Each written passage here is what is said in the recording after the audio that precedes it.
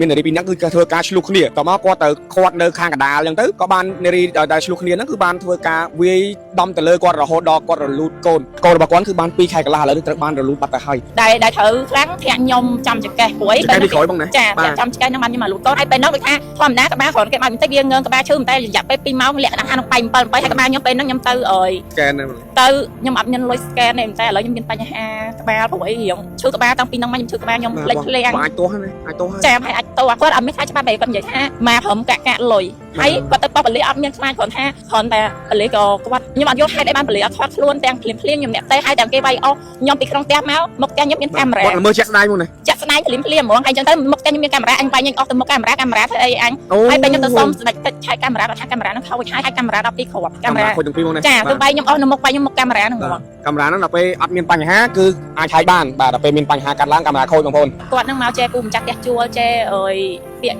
អីចឹងទៅខ្ញុំក៏ខ្វាត់ព្រោះខ្ញុំខ្លាចគូម្ចាស់ផ្ទះជួលហ្នឹងតែខ្ញុំដែរព្រោះគាត់ដាក់តម្រាំថាបើសិនតែអ្នកណាឲ្យបុគ្គលនឹងចូលផ្ទះគាត់នឹងដេញចេញអញ្ចឹងដើមហេតុដំបូងហ្នឹងដោយសារតែបងជួលផ្ទះនៅផ្ទះជួលហ្នឹងមួយកន្លែងហ្នឹងហើយម្ចាស់ផ្ទះជួលហ្នឹងបានថាដាក់តម្រាំថាអត់ឲ្យភាគីមកជារៀងដែលនៅជាប់ផ្ទះគាត់ហ្នឹងចូលម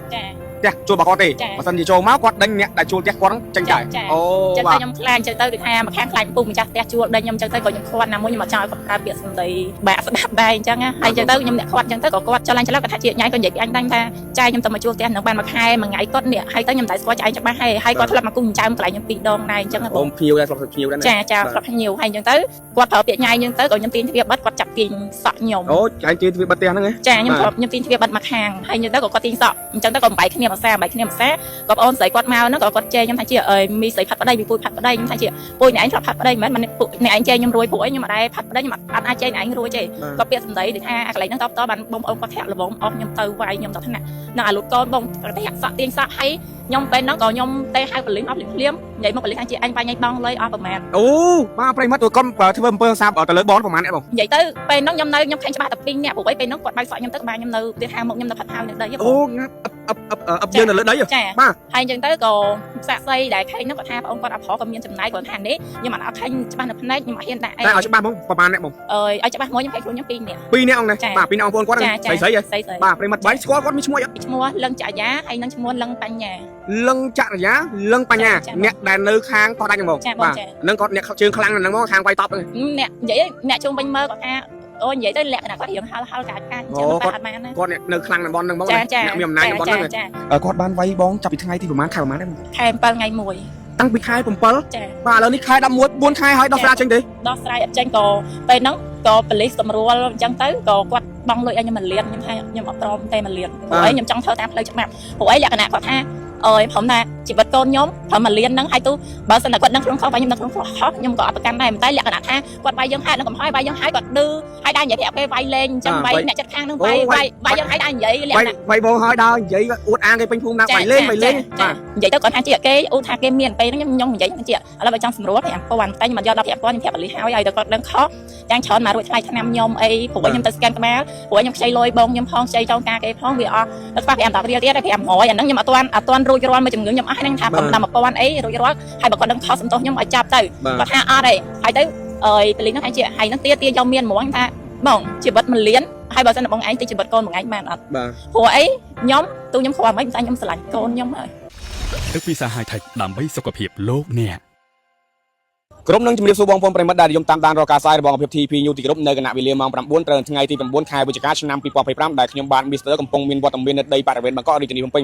ឥឡូវនេះគឺមានបងស្រីម្នាក់បាទគឺដំបងឡាយដើមហេតុហ្នឹងគឺមានការី2នាក់គឺធ្វើការឆ្លុះបកាយគ្នានៅខាងកោះដាច់ដោយសារតែគាត់ហ្នឹងមកពីខាងកោះដាច់ដើម្បីឲ្យធ្វើការឲ្យសារព័ត៌មានហ្នឹងធ្វើការផ្សព្វផ្សាយដោយសារតែគាត់ហ្នឹងមាននារី2នាក់គឺធ្វើការឆ្លុះគ្នាតមកគាត់ទៅខាត់នៅខាងកណ្ដាលអញ្ចឹងទៅក៏បាននារីដែលឆ្លុះគ្នាហ្នឹងគឺបានធ្វើការវាយដំទៅលើគាត់រហូតដល់គាត់រលូតកូនបាទកូនរបស់គាត់គឺបាន2ខែកន្លះកូនរបស់គាត់គឺបាន2ខែកន្លះឥឡូវនេះត្រូវបានរលូតបាត់ទៅហើយបងប្អូនមកដោយសារតែការគេប្រើប្រាស់អំពើហិង្សាទៅលើគាត់នៅខាងឯកោះដាច់ឥឡូវនេះបើយើងចង់ដឹងព័ត៌មានលម្អិតថាដើមហេតុដំបូងនៃហិង្សានឹងកើតឡើងយើងធ្វើការសាកសួរបងស្រីទាំងអស់គ្នាបាទបងជំរាបសួរបងបាទបងមានឈ្មោះអីដែរបងខ្ញុំឈ្មោះភៀបពៅបាទឆ្នាំនេះបងអាយុប៉ុន្មានហើយអាយុ28ឆ្នាំបងអាយុ23ឆ្នាំហើយរាល់ថ្ងៃបងប្រកបមុខរបរដែរបងខ្ញុំបើកសាឡនបងបាទបើកសាឡននៅណាដែរបងនៅកោះដាច់សង្កាត់កោះដាច់ភូមិកោះដាច់សង្កាត់កោះដាច់ខណ្ឌជ្រោយច្បារអូនៅខាងជ្រោយច្បារយើងហ្នឹងណាបាទហើយក្នុងដើមហេតុដំបូងដែលគេធ្វើឲ្យបងរលូតកហ្នឹងគឺដើមហេតុដំបូងមកពីអីដែរបងខ្ញុំជួយផាត់ពាក្យសម្ដីគេបងបាទ ដំបងមិនបងដំបង ចង់និយាយថាគាត់នឹងមកចែពូម្ចាស់ផ្ទះជួលចែពាក្យអីចឹងទៅខ្ញុំក៏ខ្វាត់ព្រោះអីខ្ញុំខ្លាចពូម្ចាស់ផ្ទះជួលហ្នឹងដែលខ្ញុំដែរព្រោះអីគាត់ដាក់តម្រាមថាបើសិនតែអ្នកណាឲ្យបុគ្គលនឹងចូលផ្ទះគាត់នឹងដេញចេញអូអញ្ចឹងដើមហេតុដំបងហ្នឹងដោយសារតែបងជួលផ្ទះនៅផ្ទះជួលហ្នឹងមួយកន្លែងហ្នឹងហើយម្ចាស់ផ្ទះជួលហ្នឹងបានថាដាក់តម្រាមថាអត់ឲ្យភាគីមកជាហៀងដែលនៅជាប់ផ្ទះគាត់ហ្នឹងចូលមកចាផ្ទះជួលរបស់គាត់ទេបើសិនជាចូលមកគាត់ដេញអ្នកដែលជួលផ្ទះគាត់ហ្នឹងចេញទៅអូចឹងតែខ្ញុំខ្លាចចឹងទៅដូចថាមួយខាងខ្លាចពូម្ចាស់ផ្ទះជួលដេញខ្ញុំចឹងទៅក៏ខ្ញុំខ្វាត់ណាមួយខ្ញុំអត់ចង់ឲ្យគាត់ប្រើពាក្យសម្ដីបាក់ស្ដាប់ដែរអញ្ចឹងហើយចឹងទៅខ្ញុំអ្នកខ្វាត់ចឹងទៅក៏គាត់ច្រើនច្រឡំគាត់ថាជាតិញ៉ៃក៏និយាយពីអញដែរថាចាយខ្ញុំទៅមកជួលផ្ទះនឹងបានមួយខែមួយថ្ងៃគាត់នេះហើយទៅខ្ញុំតែស្គាល់ចាយច្បាស់ហើយគាត់ធ្លាប់មកគូចិញ្ចើមកន្លែងខ្ញុំ2ដងដែរអញ្ចឹងបងភ្ញៀវដែរធ្លាប់ភ្ញៀវដែរចាធ្លាប់ភ្ញៀវហើយអញ្ចឹងទៅក៏គាត់ប្រើពាក្យញ៉ៃយើងទៅក៏ខ្ញុំទាញទ្វារបិទគាត់ចាប់ទាញសក់ខ្ញុំអូចាយទាញទ្វារបិទផ្ទះហ្នឹងចាខ្ញុំទាញទ្វារបិទមកខាងហើយអញ្ចឹងទៅក៏គាត់ទាញសក់អញ្ចឹងទៅក៏បាយគ្នាមួយសាក៏បងអូនស្រីគាត់មកហ្នឹងក៏គាត់ចែខ្ញុំថាជាមីស្រីផាត់ប្តីពីពូផាត់ប្តីខ្ញុំថាជាពូអ្នកឯងឆ្លាប់ផាត់ប្តីមិនមែនពូអ្នកឯងចែខ្ញុំរួយព្រោះខ្ញុំអត់ដែរផាត់ប្តីខ្ញុំអត់អាចចែអ្នកឯងរួយទេក៏ពាក្យសម្ដីដូចថាអាកន្លែងហ្នឹងតបបានបងប្អូនគាត់ធាក់លបងអស់ខ្ញុំទៅវាយខ្ញុំដល់ថ្នាក់នឹងអាលុតកូនបងតែសក់ទាញសក់ហើយខ្ញុំពេលហ្នឹងក៏ខ្ញុំតែហៅបលិញអស់ភ្លាមនិយាយមកបលិញថាជាអញបាញ់ឯងបងលុយអស់ប្រហែលអូបាទប្រិមត្តគាត់ធ្វើអំពើហិង្សាទៅលើបងប្រហែលអ្នកបងនិយាយទៅពេលហ្នឹងខ្ញុំឃើញច្បាស់តែ2នាក់ព្រោះពេលហ្នឹងគាត់បាយសក់ខ្ញុំទៅក្បាលខ្ញុំនៅវាថាមកខ្ញុំនៅផាត់ហើយនៅដីអូអឹបយើងនៅលើដីបាទហើយអញ្ចឹងទៅក៏សាក់សីដែលខេងហ្នឹងគាត់ថាបងអូនគាត់អត់ប្រុសក៏មានចំណាយគាត់ថានេះខ្ញុំអត់ខេងច្បាស់នៅភ្នែកខ្ញុំអត់ហ៊ានដាក់អីតែឲ្យច្បាស់បងប្រហែលអ្នកបងឲ្យច្បាស់មកខ្ញុំខេងខ្លួនខ្ញុំ2នាក់អង្គណាបាទ2នាក់អង្គប្អូនគាត់ស្រីបាទប្រិមត្តអូសាហាវខ្លាំងមែនតើម្ដងយើងអត់ទាន់ដឹងថាគាត់បាទខ្លាំងនៅខាងកោះដាច់នឹងយ៉ាងណាទេបងប្អូនបាទធ្វើសកម្មភាពបាទវាយអស់ទៅលើបងស្រីដល់ថ្នាក់រលូតកូនហើយសួរថាបលិសសមត្ថកិច្ចមកដល់ហើយសួរថាវាយថ្ងៃអស់បាទបងលុយអស់ប្រហែលអីបងប្អូនវាយបងលុយអស់ប្រហែលវាយបង្ងាប់ហ្មងចាប់ប្រមាថជីវិតបងហើយឥឡូវនេះបាត់កូនរបស់គាត់គឺរលូតបាត់ហើយអាលូតពេលចន្លោះម៉ោងហ្នឹងហើយអញ្ចឹងទៅក៏អ្នកចិត្តខាងហ្នឹងថាបើសិនតែចូលខ្ញុំជួយខ្ញុំទេព្រោះអីគាត់ស្គាល់បុគ្គលហ្នឹងមានគេមកជួយខ្ញុំដែរអញ្ចឹងទៅក៏ជួយទៅបានបំបែកពេលហ្នឹងក៏បំបែកទៅក៏ខ្ញុំទៅហៅប៉ូលីសតែទាញសាក់ខ្ញុំរយៈពេល2ម៉ោងតាំងពីម៉ោង9លក្ខណៈបកាយពាក្យសម្ដីគ្នាហ្នឹងថាម៉ោង10 2ម៉ោងដែលទាញសក់ខ្ញុំរហូតដល់ម៉ោង12វាយនិយាយសំពងទៅក្បាលបងសក់បង2ម៉ោងជាប់គ្នាចា2ម៉ោងជាប់គ្នា2ម៉ោងគាត់សំពងទៅក្បាលវាយទៅក្បាលហ្មងហើយមានគាត់ធំនិយាយទៅគាត់មានកម្លាំងដែរអញ្ចឹងបងបាយស្គាល់គាត់មានឈ្មោះអត់ឈ្មោះលឹងចរិយាហើយនឹងឈ្មោះលឹងបញ្ញាលឹងចរិយាលឹងបញ្ញាអ្នកដែលនៅខាងកោះដាច់ហ្នឹងបងបាទហ្នឹងគាត់អ្នកជើងខ្លាំងហ្នឹងមកខាងវាយតប់ហ្នឹងអ្នកនិយាយអ្នកជុំវិញមើលគាត់ថាអូនិយាយទៅលក្ខណៈគាត់រៀងហល់កាចអញ្ចឹងតែអត់បានណាគាត់នៅខ្លាំងនៅប៉ុនហ្នឹងបងអ្នកមានអំណាចនៅប៉ុនហ្នឹងចាហើយអញ្ចឹងទៅគាត់មានលុយគាត់អ្នកម្ចាស់ផ្ទះជួលមិនបងអត់ទេគាត់មិនម្ចាស់ផ្ទះជួលទេបងហើយពេលហ្នឹងក៏ពុំម្ចាស់ផ្ទះជួលហ្នឹងក៏គាត់មកជួយខាត់ជួយអីដែរចាហើយទៅវាយខ្ញុំហ្នឹងដែលត្រូវខ្លាំងធាក់ខ្ញុំចាំចកេះព្រួយពេលពីក្រោយបងណាចាចាំចកេះហ្នឹងបានខ្ញុំមកលូតកូនហើយពេលហ្នឹងដូចថាធម្មតាក្បាលគ្រាន់គេមកបន្តិចវាងើក្បាលឈឺតែរយៈពេល2ម៉ោងលក្ខណៈថានឹង7 7ហើយក្បាលខ្ញុំពេលហ្នឹងខ្ញុំទៅscan ហ្នឹងទៅខ្ញុំអត់មានលុយ scan ទេតែឥឡូវខ្ញុំមានបញ្ហាក្បាលព្រោះអីរៀងឈឺក្បាលតាំងពីហ្នឹងមកខ្ញុំឈឺក្បាលខ្ញុំភ្លេចភ្លាំងអាចទាស់ហើយអាចទាស់ហើយចាអាចទាស់ព្រោះអីខ្ញុំអត់មានលុយព្រោះពេលហ្នឹងក៏ខ្ញុំខ្ចីលុយធនាគារតិចតួចទៅបើកកន្លែងខ្លួនឯងក៏ចឹងទៅក៏យើងមានជំងឺព្រោះអីទៅបើកទៅបានមួយខែហ្នឹងបងយកអត់មានចំណូលទេហើយក៏គាត់មានរឿងអញ្ចឹងក៏យើងខ្ចីលុយចុងការគេយកមកបង់រត់ហើយយើងមើលជំងឺអញ្ចឹងទៅក៏ខ្ញុំទូច3នាក់ក៏ខកខានរៀនអូអញ្ចឹងបងមានកូនចំនួន3នាក់ហើយដែលឆ្លងតលេរួចបាទនៅអញ្ចឹងកូនដែលបងអាលូតហ្នឹងគឺកូនទី4បងណាកូនទី4បងហើយអញ្ចឹងទៅក៏គាត់និយាយទៅគាត់អត់មានខ្លាចច្បាស់តែគាត់និយាយថាម៉ាព្រមកាក់លុយហើយគាត់ទៅប៉ោះប៉ូលីសអត់មានខ្លាចគាត់ថាគ្រាន់តែប៉ូលីសក៏គាត់ខ្ញុំអត់យល់ហេតុអីបានប៉ូលីសអត់ខាត់ខ្លួនទាំងភ្លាមខ្ញុំអ្នកតែហើយទាំងគេវាយអស់ខ្ញុំពីក្នុងផ្ទះមកមុខផ្ទះខ្ញុំមានកាមេរ៉ាគាត់មើលជាក់ស្ដែងមកណាជាក់ស្ដែងភ្លាមហ្មងហើយអញ្ចឹងទៅមុខផ្ទះខ្ញុំមានកាមេរ៉ាអញវាយញអស់ទៅមុខកាមេរ៉ាធ្វើអីអញហើយពេលខ្ញុំទៅសុំស្ដេចពេជ្រឆែកកាមេរ៉ាគាត់ថាកាមេរ៉ាហ្នឹងខូចហើយកាមេរ៉ា12គ្រាប់កាមេរ៉ាខូចទាំងពីរមកណាចាទៅវាយខ្ញុំអស់នៅមុខវាយខ្ញុំមុខកាមេរ៉ាហ្នឹងហ្មងកាមេរ៉ាហ្នឹងដល់ពេលអត់មានបញ្ហាគឺអាចឆែកបានបាទដល់ពេលមានបញ្ហាកាត់ឡើងកាមេរ៉ាខូចបងប្អូនចឹងមានខាងកម្លាំងសមត្ថកិច្ចគាត់ធ្វើការឆ្លើយឆ្លៀតតាំងឡើងវិញបងប្អូនដោយសារតែពាក់ករណីនេះគឺបាទធ្វើប្រើប្រាស់អំពើហិង្សាទៅលើបងស្រីរហូតដល់អាលូតកូនបងប្អូនបាទគឺកូនបាទបងប្អូនកូនណាបាទជីវិតមួយបងប្អូនដែលជីវិតមួយដែលមិនទាន់ឃើញពន្លឺថ្ងៃបងប្អូនបាទបងប្អូនដឹងអត់បាទឬក៏អត់ដឹងទេហើយមូលហេតុអីបានទៅដោះស្រាយឲ្យខាងភាគីជនរងគ្រោះនេះអត់បានជីវិតម្នាក់កូនណាបងប្អូនអត់ទាន់ឃើញពន្លឺថ្ងៃកូនបងប្អូនបាទឥឡូវតើចាប់ពីគាត់បានវាយបងចាប់ពីថ្ងៃទីប្រហែលខែប្រហែលដែរខែ7ថ្ងៃ1តាំងពីខែ7ចាបាទឥឡូវនេះខែ11 4ខែហើយដោះស្រាយចេញទេដោះស្រាយអត់ចេញក៏ពេលហ្នឹងក៏ប៉ូលីសសម្រួលអញ្ចឹងទៅក៏គាត់បង់លុយឲ្យខ្ញុំ1លានខ្ញុំថាខ្ញុំអត់ព្រមទេ1លានព្រោះអីខ្ញុំចង់ធ្វើតាមផ្លូវច្បាប់ព្រោះអីលក្ខណៈគាត់ថាព្រមថាជីវិតកូនខ្ញុំព្រម1លានហ្នឹងហើយទូបើសិនតែគាត់ដឹងខ្លួនខុសខ្ញុំដឹងខ្លួនខុសខ្ញុំក៏អត់ប្រកាន់ដែរតែលក្ខណៈថាគាត់វាយយើងហើយនឹងកំហុសវាយយើងហើយគាត់ឌឺហើយដែរនិយាយប្រាប់គេវាយលេងអញ្ចឹងវាយអ្នកចិត្តខាងហ្នឹងវាយយើងហើយដែរនិយាយលក្ខណៈវាយបងហើយដើរនិយាយអួតអាងគេពេញភូមិណាវាយលេងបាទហើយអញ្ចឹងទៅ có cái tha ao anh chân tới còn tha chuyện tại chất khang nó có còn vậy tha còn ôi mình nó còn nào mình nó còn cho mà cung trang lại nhóm còn chuyện hay nhá còn là mà thợ thầm đam tay 100 lẹ nè tha nè trong khang nó cái bong môn này dương phép món hay trong dương gọi nó xây hiện nay buổi lẹ nè bị bóng không 100 hôm nay lớn đi bài vô rằng mấy đấy hướng bong lút côn chỉ bắt muối hay cái oi mà liến là nó cái mình hay cho mấy nhầm ăn chặt hương rồi ali có thaไปน้องก็ใหญ่แต่ก่อนทันเจียเกยทาเกเมียนไปน้องย่องใหญ่ทันเจียแล้วไปจังสำรวจแหมประวันแต่ยังมันยอดรับแหมก้อนยังแผลปริหาวใหญ่แต่ก็ดังเคาะจ้างช้อนมาด้วยทลายทนำยมไอ้ผัวยังตะสแกนกันมาผัวยังใช้ลอยบงยมพองใจเจ้ากาเกยพองวีอแล้วฝากแหมดอกเรียวเตี้ยได้แหมหัวอย่างนั้นยมอัตวันรูยร้อนมาจึงเงือยมให้นั่งทับนำมาประวันไอ้รูยร้อนให้บอกก่อนดังเคาะสำตงยมไอ้จับเตยก็ท่าอะไรให้เตยไปเลี้ยงทันเจียให้นั่งเตี้ยยอมเมียนหมวงท่าบ่งจีบมันเลี้ยงให้บอกสนับบงไอ้จีบก้นบงไอ้มัน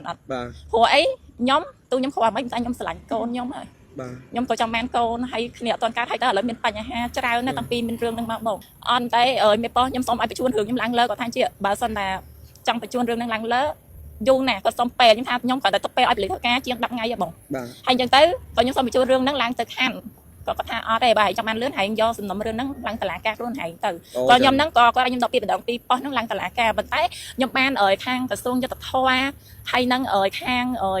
cái can này đấy hay năng khang ở nirot trong tiêu đại quạt ban chui nhóm bạn đã mê thật vì có xong ao khang làm chi khang ở trái crom chui thơ cá hưởng nâng thổi nhóm vậy nam trong nhóm ở trong ban lôi bên nhóm còn là